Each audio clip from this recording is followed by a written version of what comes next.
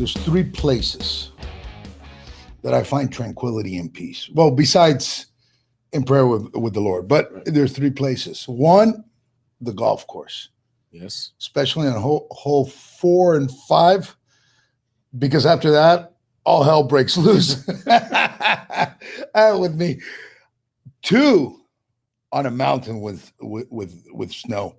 Love skiing. Yes. And 3, on a boat in the middle of nowhere, in the middle of the ocean. You know, those three places, I mean, I find the most peace, the most tranquility. My heart rate drops, my blood pressure drops. And I always thought of myself, wow, well, on the golf course, I wish I could be a golfer, right? That would be great. That'd be terrific. It would be. Right? Very skilled sport. Yeah, no shit. The ball doesn't move and I can't even hit it. But yet I can hit it. I used to be able to hit an 85, 86 mile per hour fastball. Then we have the slopes, the ski slopes. Mm-hmm. I wish I can be an Olympic, skier. Have you skied before? Absolutely. Okay. Remember, I went to school in North Carolina. Yes. And so on the weekends, we would go skiing in the winter, and in Beach Mountain, Grandfather Mountain, all that area. So I learned how to ski when I was very, very young, and I kept on skiing. Right. But on the boat, I always say to myself, well, maybe a professional fisherman, a diver. I don't know, maybe go look for treasure. Right. Never has it occurred to me to be a powerboat race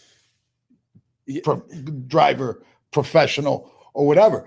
And I know about the sport living in South Florida, but I don't know about it. Right. I think I never thought about doing it either, but I walk by the water all the time. I know that. And I see they have speedboats going. And it's kind of tricky because it's like, man, I want to do it. It's kind of like I want to jump out of a plane, but I'm never going to do it. Right. It's kind of like I want to drive in that fast boat.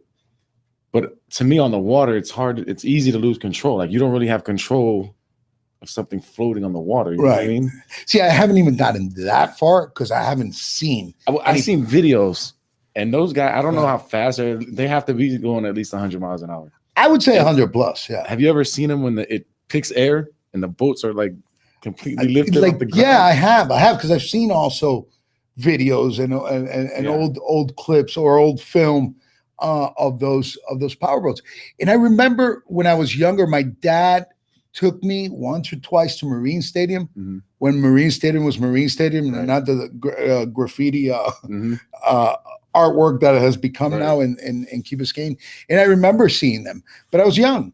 And I've really never met, out of all the athletes that I've dealt with in my life, in my past, of course, I've never dealt with a powerboat racer. I've never met one. Right? And I've never really met one until recently.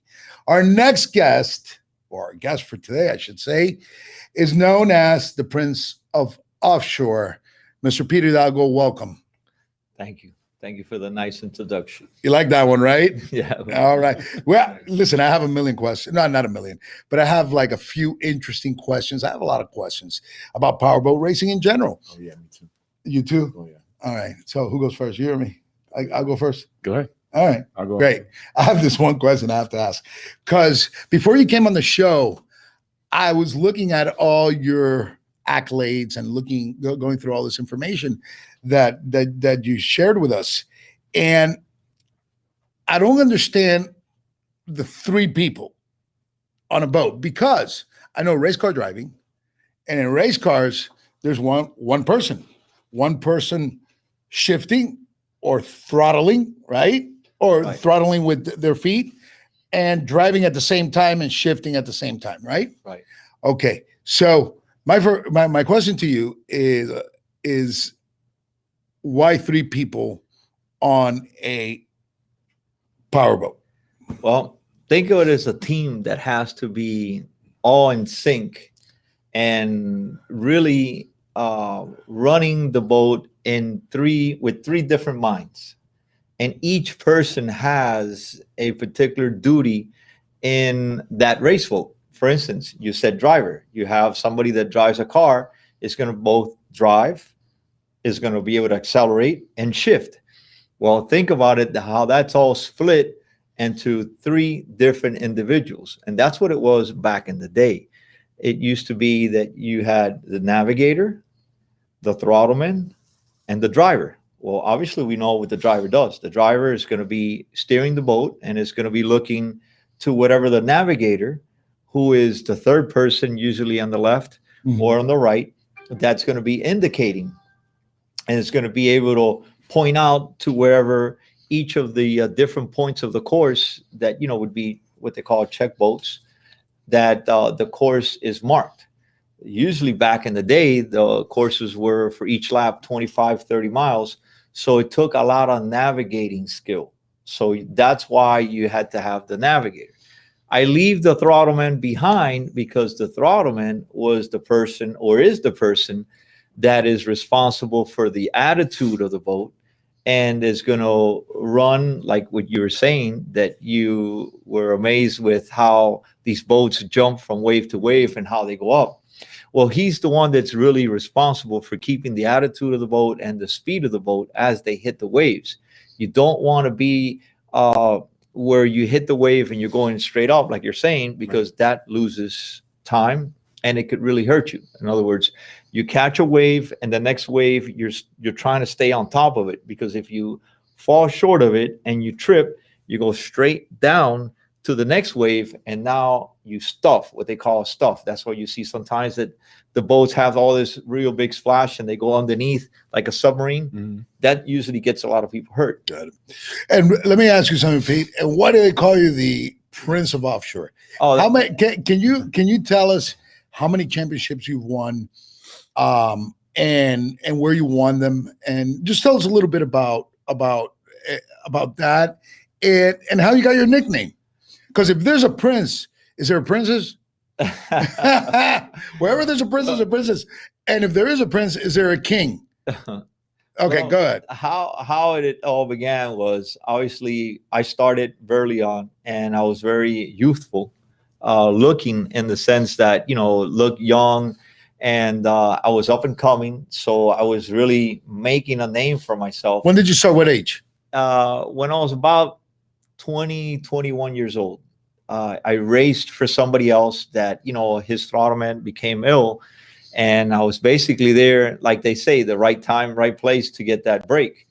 And the person went ahead and told me, he says, "Hey, you want to throttle?" I looked at him, I said, "Sure."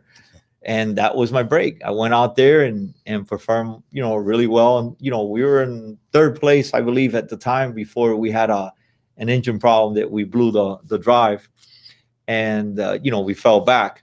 But it made such an impact that, I put notice that here I am. And you were his guy. And basically after that, I started throwing and then, started where I decided that, well, I'm going to do this for myself, and I got a boat, bought a used boat, started building it. And I basically re-rigged it and made it race ready, because there's the pounding that you took back then was considerable. So you had to have the type of rigging that you would find on an airplane or something that would have major impact, major vibrations. So we did that, and we redid the engines so the engines would have more horsepower. And we just, started making a name for, in this case, a name for myself with our team. And that boat was called Miami's Best. It was a signature 28-foot. And we were running against much larger boats and beating them. So how big are the boats normally? It depends on the class. It was because I was doing it in a local level. So they had like this, what they call the Sportsman Series. And they would allow for local racers that, that raced on weekends against one another, finally be organized and say, okay, you want to find out who's the fastest? Come over here. We're going to run 100 miles or 70 miles, whatever it is, because different classes ran more miles than others. Right. And our first two races, we won. And then I'm surprised that you said it was 30-mile distance, the race? Each lap. Each lap was 30 miles. So if you have 5 laps, that's 150 miles. I would have never guessed it was that far. That's Yeah. that's fun. Now the races and the races they run now, they're 5 miles a lap. So while we have one leg that was 5 to 7 miles, they do a whole lap. Because the reason they did that is because they want more exposure. They want more spectators to see this phenomenon, like you said, of watching these boats jump up and down, race one another. So by making the courses shorter, they now have more racing. You know, you get to see them because they're more bunched together. See, back in the day, as you were, let's say, the better boat or whatever, you start stretching and making a distance between the next person or whatever. Now they're so short that the distances that you make might be maybe 3 or 4 boat lengths. It makes it more exciting. It makes it more exciting for the spectator. Right. For the old guys, you know, meaning the true and blue, like you have baseball, that you have, you know, the traditions. Well, the traditions of offshore, you know, there's that controversy of, okay, old versus new. Right. Oh, you would never touch me if we were running real offshore, because the old offshore guys call the new guys bay shore, right, because they're running around the bay or close to shore. So it's sort of like a little. It's like the MJ, it's like the MJ LeBron controversy. Right. Exactly. What's the speed that you guys maintain, like consistently? I know you probably go up and down. Yeah, the boats now, for instance, I have a good friend of mine, Steve Curtis, you know, and you know, I get to talk with him a lot, and he, you know, is running upward into the 150s, 160 miles an hour. Whoa. And when you have that kind of speed, you're running at an average of maybe 125, 130 miles more. With that being said, and you know the risk of the waves and the boat bouncing and it could go down or up, flip. Right. Is there any fear factor? Oh, that's the part of the adrenaline. Right. There's like you started to say when you guys were talking about the golf, going back to that, the golf, the skiing. And when you ski, you're jumping over slopes, you know, and you're jumping over little berms, you know, and you're sort of, you know, getting the feel of everything, and you're in control. Well, in offshore, you're not only racing against a fellow racer, you're racing against the elements, meaning you're racing against what's in front of you, which is the ocean, the waves, and each wave have a wave pattern. You become that, you start catching that, and you start seeing, and you're able to identify it. There's always, after let's say 5 or 7 waves, there's this one wave that is really there to really make you sort of like letting you know, hey, you can't beat me, because you'll never guess me, and you'll never figure out how you do it. You try to do it by being prepared for that one wave. See, I know all about the elements now. Right. Because I went skiing. Right. And I thought it was me versus me. Right. Until I made the wrong turn and I went straight down a mountain, and I probably rolled. We talked about that, right? Yeah. I probably crashed 400 yards. Wow. My gloves, boots, everything was right. flew off. I remember. I know the I feeling. realized I don't have control over this sport. Right. My surroundings is a big part, which, yeah, you know, I've seen videos on the boats, and I always see them like, it looks like it's really hard to control. Right. Like when I drove a regular boat, and me just going 30 miles per hour hitting a wave, it's kind of like, it's scary. Yeah. Right. You know what I mean? I don't know how you guys do that. There's an intricacy of what I just said right now with the waves, because you're following the waves. But the guys now, how they run, and of course I haven't run with that new setup the way they run now, because it's a lot of turns. So now how you set up your boats are now more set up for going fast and coming out of a curve, because there's so many of them that as you come in and go out, you have to be ahead of whoever, you know, you're coming in or you're trying to catch up to. If there's a little bit of rough, then whoever has that talent to be able to run hard, because that's the thing that, you know, when you have that 1 to 2, 3 foot chop, most of everybody that's racing, they have that capability. So when it starts going higher at a higher speed, now it takes more talent, because now you have to, what we call as throttlemen, play the piano. The piano means that you're playing with the trim tabs, which are the tabs that control the attitude of the boat. So as you go down, the bow of the boat stays sort of level, or that you take a wave, it won't put you straight up, like you Right. said. And then you have the drives, or in this case, if you have outboards, you have the outboards that trim out. That's what gets you the speed. So once you find that balance between both and you're able to run over that stuff, then you're really flying. So the water conditions won't cancel a race, will it? Because it's not like they could go out there and pave the ocean. So you could have a set date, go out there, and you don't Back know in what the water's day, gonna be. the guys would look forward to that, because that would separate who was who. Right. You know, who were the bad boys Mhm. that could run no matter what conditions. And then there are, of course, the guys that were praying for the flat water, that they were super fast. And then you really had to be on your P's and Q's, you know, to really make everything fly. But when you went into the rough water, it was like this extra thrill that you were not only going against the best of the best to say, I'm it. Yeah. I'm better than you. I'm whatever. And at the same time, that if you're able to win the race, beat everybody at the same time, you're able to say that you conquered the water, then you could say, hey, I did this. Right. And that's what some of the guys would look forward to. That now it's very difficult. When you go down to Key West, because of the reputation it's always had, you're always going to find some kind of rough water, especially in November. Wow. So it's So Pete, you started locally. right. You were racing for someone, then you went ahead and got your own boat, your own race team, Miami's Best. Love the name, by the way. 305, right? Yeah. Miami's Best. And so when did you start going international? When did you win your world championship? And what came after that?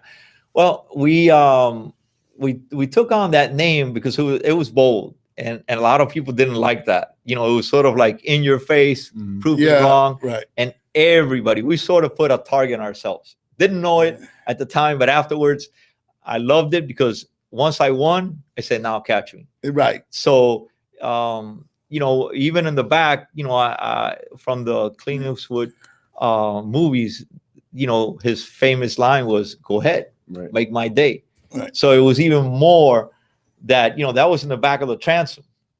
So it was sort of like, you know, now everybody's trying to not only win the race, but try to smash us, so that Right. we would have to take that off, you know, Right. but they weren't able to do it. And we did that locally, and how we came up with the name, because we were running against whoever was in the bay and whoever was going out in the ocean. If somebody said, "Come on," or sort of like, you know, Yeah. challenge us to say, "Hey, let's go race," and we started beating everybody. And just one day, it just came, you know, the name came about by saying, "Hey, I'm So- going Miami's Best." Where Right. where do you guys practice? Because I live by the water. I don't ever see it. Like, you know what I mean? Like, there has to be a spot where you guys practice. You just don't Yeah. show up and Well, race. And The thing is how I started doing it is running inside the bay. Whoever was around, I would come right next to them, and if they went, I took off. Yeah. And that's how we raced inside. But then I started going out government cut. Usually government cut is pretty nasty.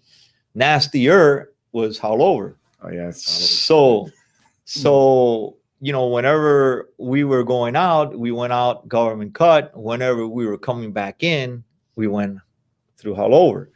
So we would get the boast of, you know, being able to go on that kind of water and come through it at a speed that, you know, said to me, "Okay, you know, you're getting better and better." But the practice, really, to answer you, the practice was going out in the ocean and learning mistakes. I spun out.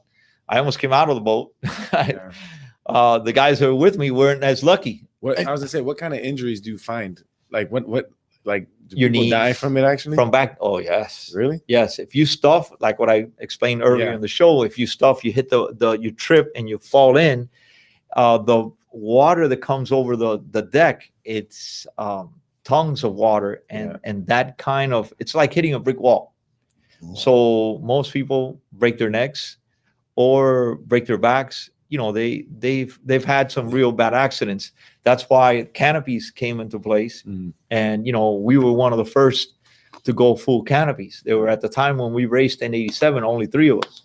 Didn't you have an? I think I read that you had an accident. Yeah, an accident And in New Orleans. did you have saved the my life? canopy there? I'm actually here. Can you walk us through what happened with that? Oh, that was something. We're running with a new boat. Mhm. It was a 32 skater that had been built especially for us, and we were running, and we were trying to get the bugs out of it. And like everything, when you get a new boat, there's different things that you're trying. Right. Everything is in a rush to put together because it's 2 of everything. Right. See, in a car, when you're running with a car, it's just the engine, the transmission, and then the steering and so forth and so on. But in a boat, you have 2 of everything. So whatever you see in a car, it's duplicated. Car has wheels, has a transmission, whatever. The boat has the transmission, which in this case, it's called crash boxes. That's another story. Then you have the out drives, which would be considered the drivetrain, the rear end of a car. And then you have the props, which would be considered the wheels in this case. So you have twice as much of a chance of something going wrong, that it'll break, or have something to slow you down, because once you got one engine, everybody's going by you. Yeah. So we were getting all that ready to run. We ran the first race. We finished 3rd, which is not bad, but as you're used to winning, you want to do better. So we went to a second race, and as we were learning the boat with the different things that we could do, we got another 3rd. And so now we're in New Orleans, and I have a chance now to try to get the lead, and it's rough. It's really, really bad. That day, at least 6 to 7 boats had accidents. 3 that were major. One of them was ours. It wasn't recorded because it could have been that bad, but the boat that did see it saw us when we flipped. And take you before that happened is we're running and we're trying to catch up to the leaders, and we go into the rough leg, and this time I'm close to them, and I'm saying, okay, I'm going to get you. And I start going and going and going, but unbeknown to me, I hit a buoy, and it's sort of like a crab buoy, and that buoy pulled the trim lines that I had completely. Just when we looked afterwards in the boat, they were just like torn.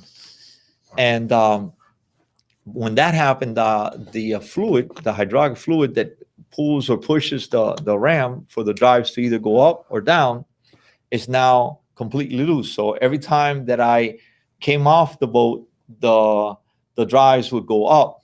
Every time I came back in, the drives would push in. So what was happening in a catamaran, when you're running, you're running like this on the ocean. But when you have something that changes, in this case, that it was changing this, it was making me do this. Right. So it kept doing this, and it kept, changing me. The waves were coming in sort of from the port side. Yeah, they were coming from the port side. So it was just like a real, because it's Lake Pontchartrain. So the water was really a little bit different than what you would find in the ocean. And next thing you know, I had saved it a couple of times. And this one time, like I said to you at the beginning of the show, there's a pattern of waves. Right. Well, this one wave that wasn't supposed to be there came. And as I was coming over here, even though I had saved it a couple of times, came and just hit me and turned me, that I hit the next wave, turned me like this and turned me, and I went straight up. Now, mind you, the canopies were designed so that if you stuffed, like people were being killed or hurt really badly, because every time you stuffed, the water that would come from on top of the deck, would hurt. So, we did it designed for that, but not to be upside down. Right. In other words, to have the impact straight. So when I'm doing this and I'm seeing this, the first thing came to my head, I felt like a turtle. I put my head down and I'm bracing, because I'm saying this thing is going to shear this off. Right. And, that's it, whatever. Let me try to, put my neck in a way that, I don't know what I was thinking, but I know that I put you gotta get down. my neck down. Yeah. I'm strapped down in five 5-point harness, so it's not letting me pump. So I'm upside down, so I'm seeing all this. We landed flat, ran from what the witness is saying. I don't know, because to me everything was so fast Right. that you can't imagine. We ran upside down about 50 yards, and just like that, I mean, we bounced and whatever, but just like that, that wave that wasn't supposed to be there bounced us back again, blew a 5-foot hole in the side of the boat that we almost sank, and we were up. Mind you, the first thing that I came as a reaction was I hit the pumps. I hit the bilge pumps, because, I'm saying that, I'm seeing the boat starting to do this. So I knew that something was bad. I just didn't know how bad. And, we were able to, stay afloat. And then the rescue came over because everybody saw it.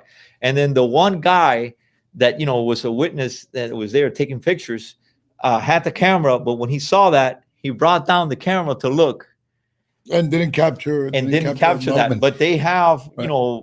The eyewitnesses and all that saw it. So that was my episode. Were you, and then did you retire? Did you retire shortly after that, or you kept on going, right? After that, I was more determined, so much so that we hydraulic the motors, because when we stuffed, the water came into the motors. As you can imagine, the motors are on, water comes in. Hydraulic means when the water goes into the cylinders, right. to the engine cylinders.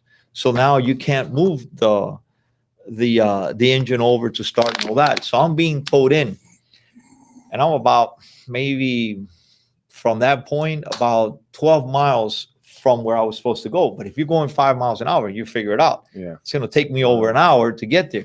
In that time that I'm doing the first half hour, I'm working on the engines. And, I was going to take the plugs out, but I remembered and I learned how to, make the engines basically push out the water with the valves by tapping, slightly but continuously the engine with the starters, so it would have the vibration to let the water out. Well, make a story short, I got, like, after 35 minutes, one engine started.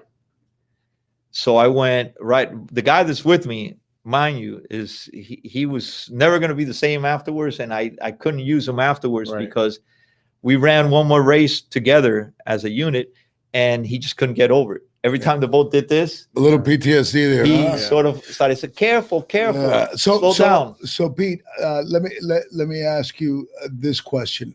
You raced for how many years in total? I started in 81 and ended in 91. Okay, and today is it more organized? This league of this powerboat, offshore powerboat. I'm going to say racing? Is there a league? Is there an association? Yeah, there's definitely a league. It's just that it's several associations, right, that are working. We used to be under APBA, American Powerboat Association. It's the oldest club that has been. I'm sure it has competition now, right? Yeah. And most of them, are sort of like an umbrella. APBA gives them an umbrella for them to run their races. The oldest and that I was able to have both is UIM, which is, and you won a championship on there, right? Exactly. I think you won a championship in every single organization that was out there. We got our first right after I finished, running locally. Where one guy, and I was about to say, came over to me and said, "Yeah, you're beating up on us, but you can't compete with those guys." So I looked at him and I said, "You know what? You're right. I'm going to keep beating you guys. And if I really want to show that I'm the best, I'm going to have to go at the national level." So the next year, which was 85, we went. And our very first year, we won both the national championship and the world championship. Wow, that's amazing. So just off the rip. Yeah. And along the way, we were making a name. We were getting the gremlins off our boat, different things, and trying different things and making it faster, slower, and slower. So we came back again in 86. We finished second. Second in Gold Coast, and we won again a world championship. That's amazing. Does that sport have a big following Is he, or is it more international? I feel like that sport is more international. I'm going to ask you why. You know, the last now I remember where I would see an offshore boat all the time. Remember Miami Vice? Yes. You're too young. I remember my face. All right, the Miami Vice opening, right? It was the palm trees, the flamingo, and the boat. I remember that. And by the way, that was Pete inside the boat racing. I'm sure. Pete, what are you doing today? What are you doing? Now, what are you doing now after you retired? You put the boat to rest. Are you still involved in the sport? Yeah. After we got our 3 world championships, we kept competitively. We kept placing. We got third, second, this, that, all the way up to 91 until we had the accident. Just took the time off and basically, just focus on whatever the future was going to bring. And that's what brings me to what I'm doing now. We're working on a 40-foot open fisherman that is going to be sort of in competition in that category with the Freemans, the Invincibles, the Prowlers. And these are all what teams, racing teams? No, these are actually open fish that are really to go out, fish and have a fun time. Take them to, let's say, a sandbar, or take them to a little island. It's not offshore. No, but offshore. But racing fishing. but what I did was, in redesigning the bottom, that competitiveness, that racing part of it, right? Is that I wanted to be the best out there. I wanted to be the best performing, not only in speed, but in the rough water capabilities. And I believe that, when we do come out and finally take it out, that's what it's going to be. Then we have the smaller models, the 30 and 32, which Ray Moreno, he's the principal that, I've been working with and working this, and he wants to go out racing. And I can't say that I'm committed just yet, but that blood seems to be you have it boiling. In you, right? You have it in you. And so we'll see what takes place in the future with that. That's awesome. I know you're very competitive. I've known you now for a little bit over a year, right? And I knew that Pete wanted to get fit and everything, and so I gave him some tips, right? That and he went out and he actually did it, and he got fit. He lost weight, right? And feeling like a million, right, Pete? And so I know that you have that competitive drive in you, and I think everybody that we've had on the show that is a retired athlete has that competitive drive, and I know that's gone over to your, it spilled over to your personal life. Right. But I want to thank you for coming on the show. Okay. Thank you for more than anything for your tips. Yeah. And of course, your advice, because like you said, I went from a high percentage fat to a low percentage where, I'm hopefully getting below 15, which is, great.